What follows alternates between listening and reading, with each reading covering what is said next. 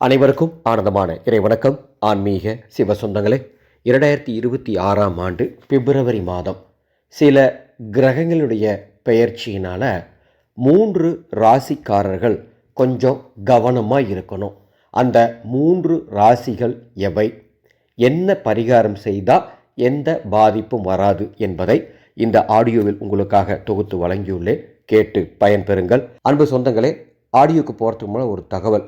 ஜோதிட பலன்கள், அதாவது ராசி பலன்கள் ஒவ்வொரு ஜோதிடருக்கும் ஒவ்வொரு மாதிரி இருக்கும். சில மாற்றங்கள் இருக்கும். காரணம், அவர்களுடைய அனுபவம், அவர்கள் யாரிடம் ஜோதிட ஞானத்தை பெற்றார்களோ அந்த குருவினுடைய அனுபவம், இதை பொறுத்து ஒவ்வொருவருக்கும் சில கணிப்புகளில் மாற்றம் இருக்கும். இந்த ஆடியோவில் நான் கொடுத்துருக்க கணிப்பு என்னுடைய கணிப்பு.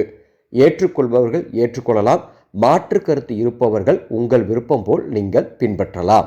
இந்த பிப்ரவரி மாதத்தில் 3 ராசிக்காரங்களுக்கு கொஞ்சம் நேரம் சரியில்லை. சூரிய பகவான், சுக்கிர பகவான், செவ்வாய் பகவான், புத பகவான் ஆகிய 4 கிரகங்களுடைய சஞ்சாரத்தை அடிப்படையாக கொண்டு இதை கணித்துள்ளேன். அது எந்த ராசி தெரியுமா? மிதுன ராசி, சிம்ம ராசி, துலாம் ராசி. இந்த 3 ராசிக்காரர்களும் இந்த பிப்ரவரி மாதம் ஒவ்வொரு செயலையும் மிக கவனமாக செய்ய வேண்டும். யாருக்காகவும் ஜாமீன் போட வேண்டாம். எந்த முடிவு எடுக்கிறதுனாலும் சரி, எந்த ஒரு காரியம் செய்கிறதுனாலும் சரி, எந்த ஒரு வார்த்தை பேசுகிறதுனாலும் சரி, ஒரு முறைக்கு பல முறை நன்றாக சிந்தனை செய்து செய்யுங்கள். இந்த 3 ராசிக்காரர்களுக்கு சில பரிகாரங்கள் சொல்கிறேன். அதில் எதை செய்ய முடியுமோ செஞ்சீங்கன்னா நிச்சயமாக இந்த பாதிப்புகள் குறையும். முதல் பரிகாரம், குலதெய்வ வழிபாடு. இந்த பிப்ரவரி மாதத்தில் இந்த 3 ராசிக்காரங்க முடிந்தவரை குலதெய்வ ஆலயம் சென்று தரிசனம் பார்க்க முயற்சி பண்ணுங்க. அடுத்த பரிகாரம், உணவு தானம் செய்வது. ஏழைகளுக்கு, ஆதரவற்ற முதியோர்களுக்கு, உடல் ஊனமுற்றோருக்கு அன்னதானம் செய்தால் இந்த கிரகங்களுடைய பாதிப்பு வெகுவாக குறையும். நேரம் கிடைக்கும் பொழுது, வாய்ப்பு கிடைக்கும் பொழுது பசுவுக்கு அகத்திக்கீரை கொடுங்க, நல்லது நடக்கும். முடிந்தால் உடை தானம் செய்யுங்கள். மேலும் உங்கள் வீட்டின் அருகில் இருக்கக்கூடிய ஏதாவது ஒரு பெண் தெய்வ ஆலயத்திற்கு தீப எண்ணெய் தானம் செய்தால் இந்த பாதிப்புகள் வெகுவாக குறையும். இந்த ஆடியோவை உங்களுக்கு தெரிந்த ஒரு 10 பேருக்காவது பகிர்ந்துக்கோங்க. இந்த சேனலில் இதுவரைக்கும் நீங்கள் சப்ஸ்கிரைப் பண்ணலாம், சப்ஸ்கிரைப் பண்ணிக்கோங்க.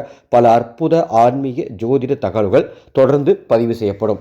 அன்பு சொந்தங்களே, நீண்ட நாட்களாக நீங்கள் வேண்டிய வேண்டுதல் இன்னும் நடக்காமல் இருக்கா? நீண்ட நாளாகவே பிரச்சனையில் தடுமாறிட்டு இருக்கீங்களா? கவலைப்படாதீங்க, உங்கள் பிரச்சனையெல்லாம் தீர்ற காலம் நெருங்கிடுச்சு. மகா சிவராத்திரி 2026 பிப்ரவரி 15ஆம் தேதி உங்கள் பிரச்சனையெல்லாம் நிச்சயமாக தீரும்.